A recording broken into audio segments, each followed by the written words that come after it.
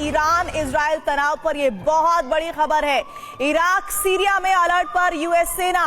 लाल सागर में US defence system alert mode पर है और तनाव घटाने के लिए यूएस का यह खास मिशन जिस पर काम किया जा रहा है, जिसमें जानकारी यह है कि अरब देशों से ईरान को मनाने की अपील की जा रही है। यह अभी की सबसे बड़ी खबर वॉर जोन से आ रही है। इधर मिडिल ईस्ट में तबाही का ऐसा चक्रव्यूह तैयार हो चुका है जिसमें ईरान और इजराइल आपस में टकराने वाले हैं। हालात इतने गंभीर हैं, अगर अरब देशों ने स्थिति नहीं संभाली तो अरब में एटमी विस्फोट होने से कोई नहीं रोक सकता। अब सवाल उठ रहा है कि पहला हमला इजराइल करेगा या ईरान। दोनों तरफ से तैयारियां पूरी हैं, हाई अलर्ट जारी है, air defence system alert mode पर है और इस बीच अमेरिका ने भी साफ कहा है कि अगर इजराइल पर हमला हुआ तो ईरान में तबाही लाने के लिए वो इजराइल के साथ है, जबकि ईरान का साथ देने का ऐलान रूस और चीन पहले ही कर चुके हैं। यानी मिडिल ईस्ट तीसरे विश्व युद्ध की दहलीज पर जा पहुंचा है, जहां दुनिया के शक्तिशाली देश आपस में कभी भी टकरा सकते हैं।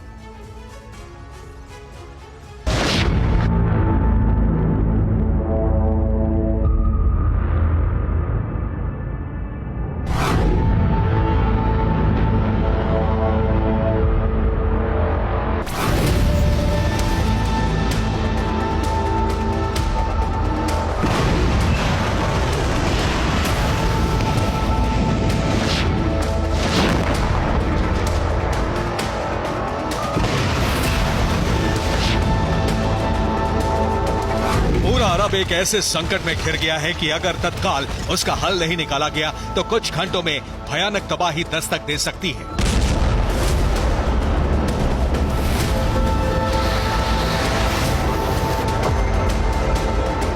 और उस तबाही, उस बर्बादी, उस विनाश का नाम है परमाणु युद्ध।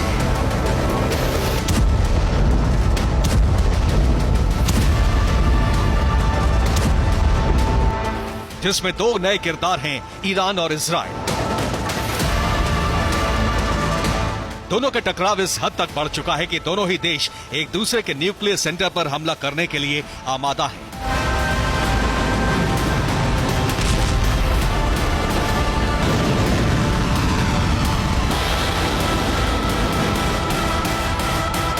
इंटरनेशनल एटॉमिक एनर्जी एजेंसी की रिपोर्ट में बताया गया है कि ईरान के फोर्दो न्यूक्लियर एनरिचमेंट प्लांट पर अंडरग्राउंड एक्टिविटी में तेजी आई है। ईरान के ग्रेट सॉल्ट डेजर्ट के नीचे बने परमाणु सेंटर में इस वक्त काफी हलचल है। हो सकता है ईरान अपने परमाणु सेंटर को शिफ्ट कर रहा हो।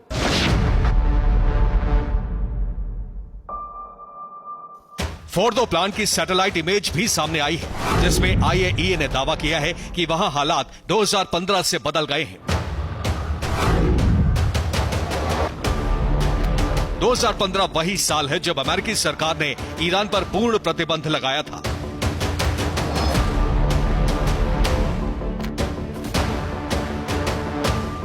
डिजिटल ग्लोब ने इमेज जारी की है, जिसमें साफ तौर पर दिख रहा है अंडरग्राउंड फोर्दो प्लांट में जाने के लिए दो नए रास्ते बनाए गए हैं, टनल 1 और टनल 2। ये दोनों सुरंगें समानांतर फोर्दो की सीक्रेट लैब में खुलती हैं। इसी सीक्रेट लैब में एटम बम पर रिसर्च चल रही है, बल्कि कहा यह भी जा रहा है कि यहीं पर ईरान ने परमाणु बम बनाया है। अभी भी जमीन के कई फीट नीचे दिन रात काम चल रहा है। इसके अलावा फोर्दो में बाहर एक फैसिलिटी सेंटर बनाया गया है, जहां साइंटिस्ट, रिसर्चर, मेडिकल स्टाफ और मजदूरों के रुकने की व्यवस्था है। साथ ही वहां इक्विपमेंट्स भी रखे जाते हैं। एटमी एजेंसी को पक्का भरोसा हो चला है कि ईरान एटम बम बना चुका है, क्योंकि बार बार आईएईए के सदस्यों को एटमी साइट पर जाने से ईरान रोकता रहा है। अमेरिका की बातों में दम इसलिए भी लगता है क्योंकि अमेरिका के प्रतिबंध के बावजूद ईरान ने अपने न्यूक्लियर प्रोग्राम बंद नहीं किए।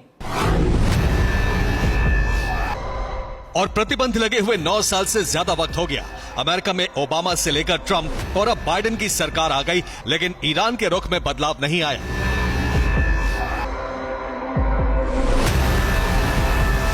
बल्कि वो और उग्र होता गया है।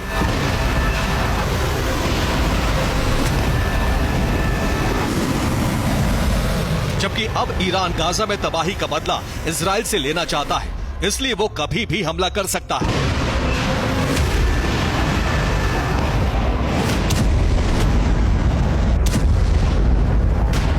और इसका ऐलान ईरानी सुप्रीम लीडर ने खुलेआम किया है। ईरान के खतरे को देखते हुए इजरायल ने आयरन डोम की संख्या बढ़ा दी है, बॉर्डर सील कर दिया है, हाई अलर्ट जारी कर दिया गया है।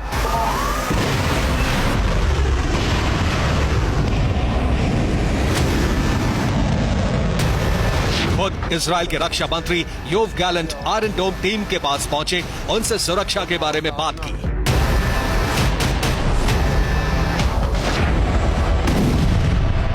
ईरान बेहद गुस्से में है। वो सीरिया में अपने दूतावास पर हुए हमले का बदला लेना चाहता है। फिर चाहे इजरायल हो या फिर अमेरिका, वो कहीं भी हमला कर सकता है। इस धमकी पर अमेरिका के प्रेसिडेंट ने ईरान को ललकारा है।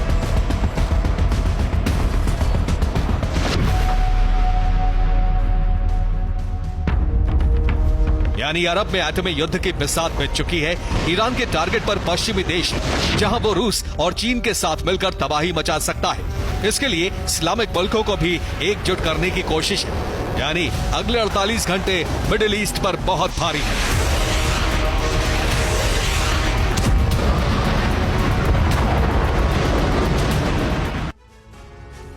IAEA यानी इंटरनेशनल एटॉमिक एनर्जी एजेंसी ने जानकारी दी है कि ईरान ने एटम बम बनाने के लिए पिछले 20 साल में बड़ी तैयारी की है, जिसमें पहाड़ों के नीचे अंडरग्राउंड सेंटर बनाकर इस पर काम किया गया है।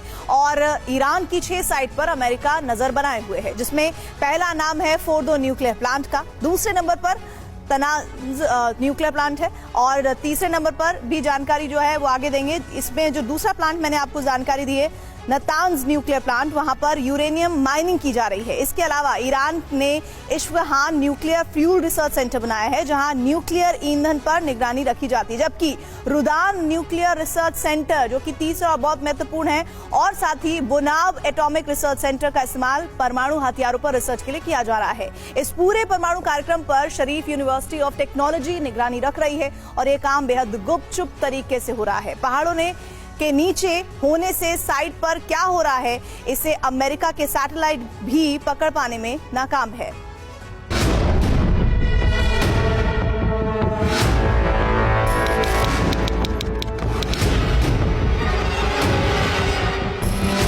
पेंटागन की रिपोर्ट से खुलासा हुआ है कि ईरान लंबे युद्ध की तैयारी कर रहा है, जिसमें परमाणु हथियारों का इस्तेमाल भी विकल्प है।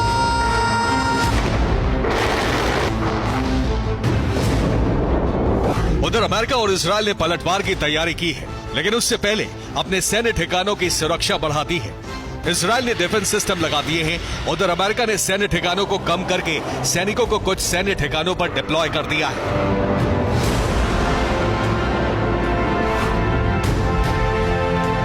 इसके पीछे वजह है कि ईरान ने IRGC चीफ से सभी ईरानी प्रॉक्सी को हमले के लिए तैयार रहने को कहा है। दूसरी तरफ सभी मिसाइल फोर्सेस को स्पेशल अलर्ट पर रखा है। ईरान लगातार दबाव बढ़ा रहा है, जिससे सीज फायर का एक विकल्प खुला रहे। इसके लिए ईरान के विदेश मंत्री ने अरब देशों से बात की है, जिसमें इराक, सऊदी अरब, कतर, UAE और मिस्र शामिल हैं। ईरान की सरकारी न्यूज एजेंसी इरना के मुताबिक ईरान को इस बात की भनक है कि अगर उसने हमला किया तो इजरायल पलटवार में ड्रोन और मिसाइल अटैक कर सकता है, इसलिए तेहरान का एयर स्पेस बंद कर दिया गया है। लुफ्थांसा ने भी ईरान की फ्लाइट कैंसिल कर दी है।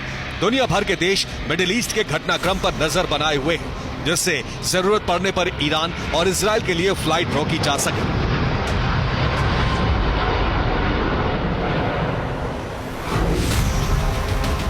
दरअसल अमेरिका ने आशंका जताई है कि इजरायल का हमला निश्चित है, लेकिन कब, इस बारे में कोई खुलासा नहीं है। इसीलिए इजरायल ईरान के हमले से पहले ही प्रीएम्प्टिव स्ट्राइक कर सकता है। इसलिए तेहरान में एयर डिफेंस सिस्टम अलर्ट पर है। हालात बेहद तनावपूर्ण है, जिसमें इजरायल ने वॉर काउंसिल की आपात बैठक बुलाई है, जिसमें ईरान को लेकर नई रणनीति बनाई गई। दूसरी तरफ यूएस सेंट्रल कमांड ने अरब में अपनी सभी फोर्सेस को अलर्ट पर रखा है।